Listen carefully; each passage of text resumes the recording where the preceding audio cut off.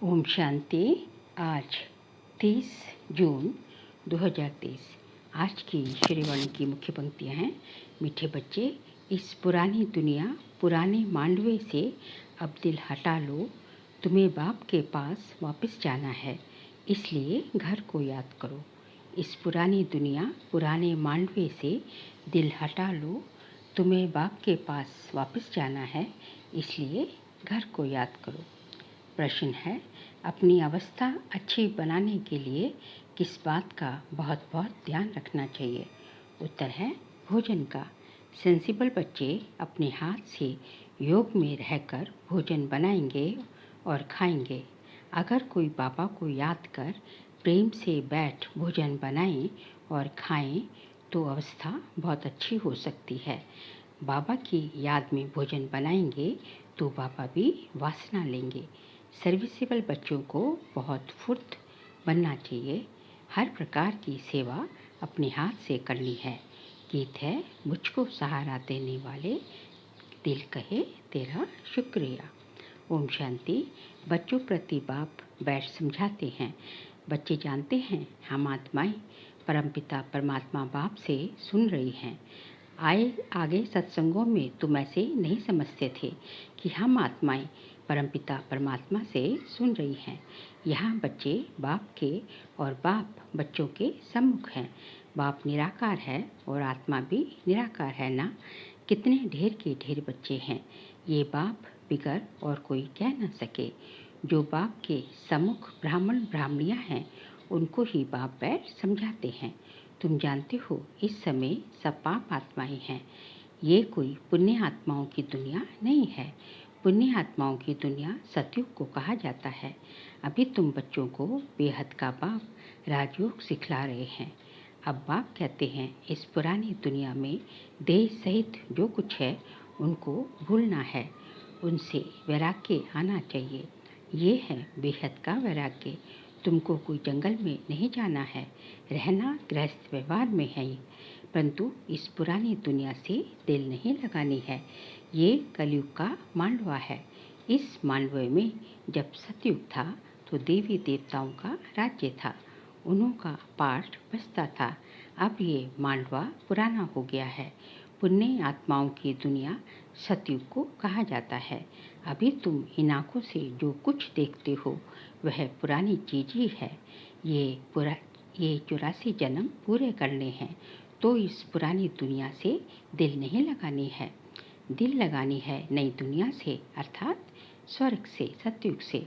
अब तो ये पुराना शरीर छोड़कर हमको वापस जाना है। खुशी रहनी चाहिए। बाबा हमको फिर से वापस ले जाने आए हैं। फिर से हमको स्वर्ग में जाकर पाठ बजाना है। गोया गृहस्थ व्यवहार में रहते ममत्व मिटा देना चाहिए। पुरानी दुनिया को कब्रिस्तान बनना ही है। नाटक के एक्टर्स पाठ पूरा करते हैं तो फिर घर याद पड़ता है। तुम भी जानते हो हम ब्राह्मणों ने 84 जन्मों का पाठ बजाया। 84 का चक्र ही कहा जाता है। वर्णों को याद करना पड़ता है। आगे बाबा कहते हैं, शिव बाबा बैठ फूलों को देखते हैं, इनकी आत्मा भी देखती है और फिर बाबा को भी याद करती है। बाबा ने हमको ये ज्ञान सुनाया है, वही बाप टीचर सतगुरु है। कोई शास्त्र तो हाथ में नहीं है। बच्चियाँ भी कहेंगी शिव बाबा ने सृष्टि चक्र की नॉलेज दी है, वह आपको सुनाते हैं तो सतगुरु ही याद पड़ेगा। आत्माओं के रूप से बाबा भी याद आता है। सारे वर्ल्ड की हिस्ट्री ज्योग्राफी भी याद पड़ती है। ये भी जानते हो वहाँ हम आत्माएं नंगी रहती हैं, अर्थात जो है वहाँ शरीर नहीं होता ना, शरीर रूपी चोला नहीं है वहाँ। हम आत्माएं जो है वहाँ जो क्या है, निराकारी हैं। बाप तो सदैव अशरीरी है। अभी हमको इस शरीर द्वारा कल्प पहले माफिक शिक्षा दे रहे हैं। बरोबर हम आत्मा हैं। पुण्य आत्मा पाप आत्मा कहा जाता है। पाप व पुण्य परमात्मा नहीं कहा जाता। सन्यासियों को भी महान आत्मा कहेंगे। अगर परमात्मा सर्वव्यापी हो तो महान परमात्मा कहा जाए, ऐसे तो हो नहीं सकता कि परमात्मा बैठ यज्ञ तप आदि करें। भक्त भगवान को ढूंढते हैं, ये भी ड्रामा के अंदर भक्ति मार्ग की नींद है। तुमको फिर से 21 जन्म सुख भोग, फिर 63 जन्म भक्ति मार्ग के अंदर चक्र में आना है। तुम जानते हो हमारा पाठ सबसे न्यारा है। हर एक अविनाशी आत्मा को अविनाशी पाठ मिला हुआ है।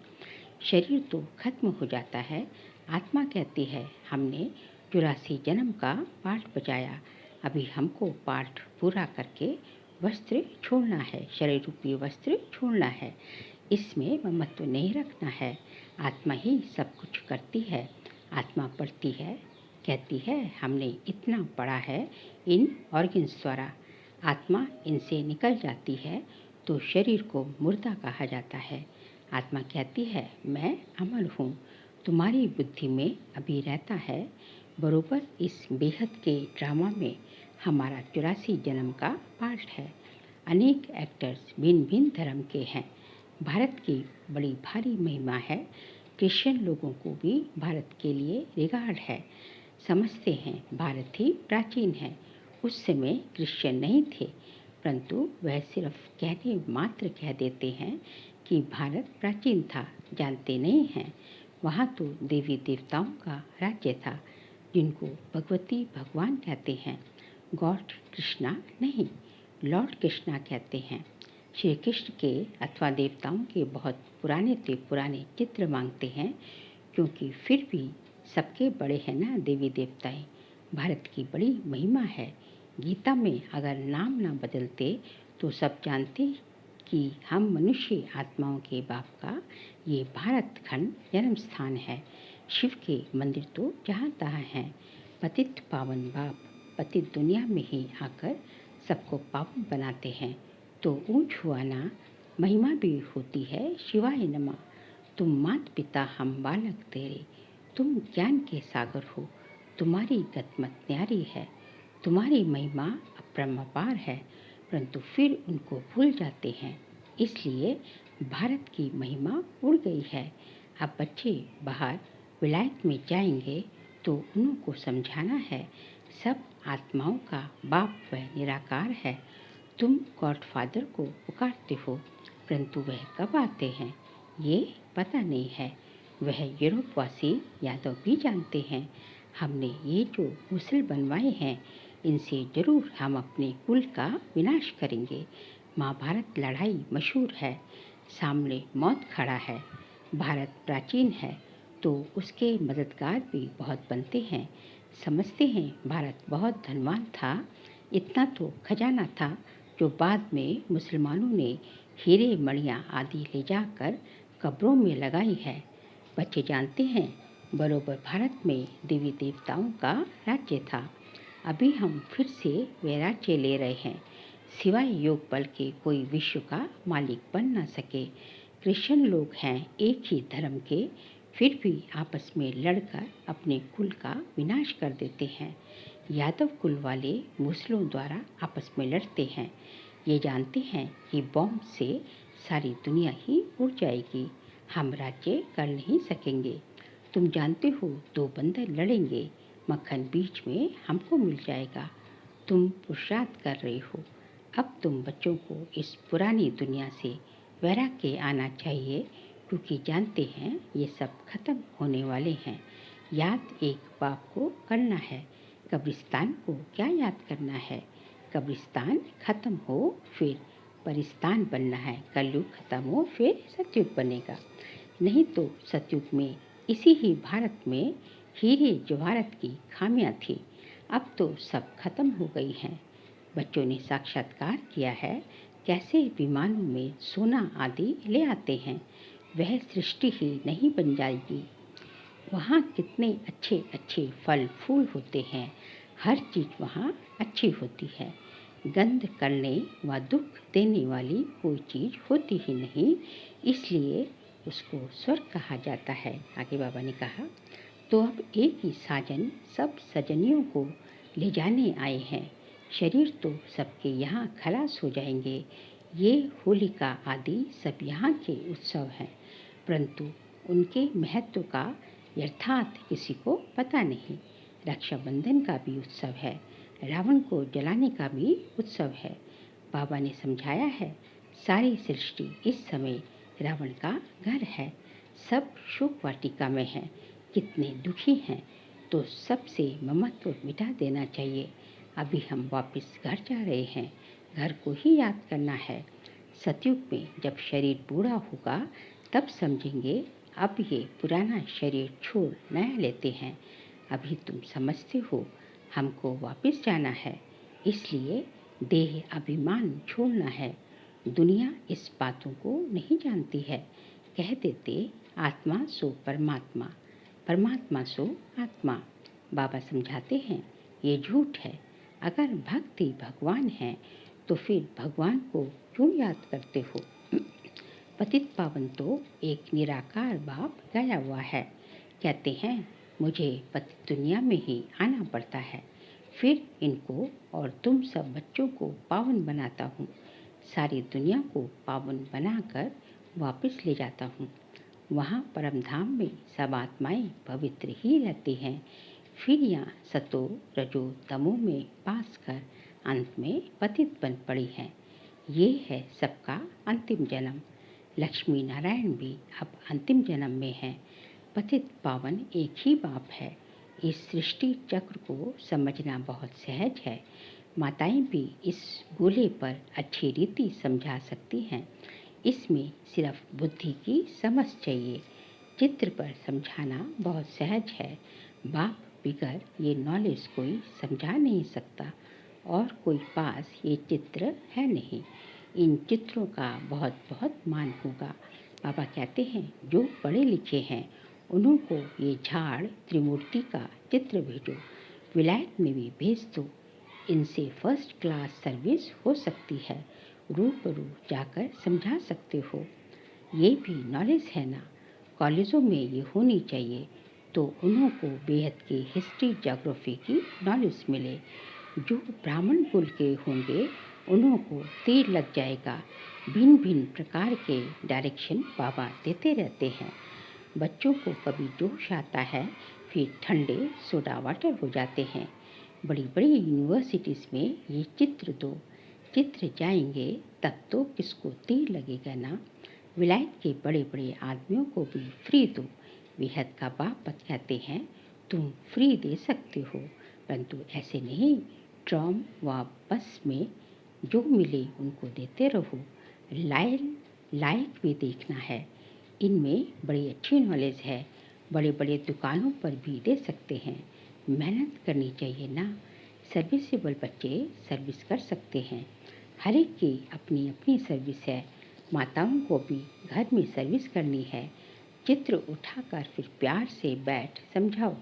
छोटे छोटे बच्चों को चित्र पर बताया जाता है ना। कोई 4 मास का बच्चा है, कोई 6 मास का, कोई 2 मास का। अब तुम्हारी बुद्धि में है कि 84 जन्म कैसे लेते हैं। अब ब्राह्मण बने हैं, फिर देवता बनेंगे, फिर क्षत्रिय।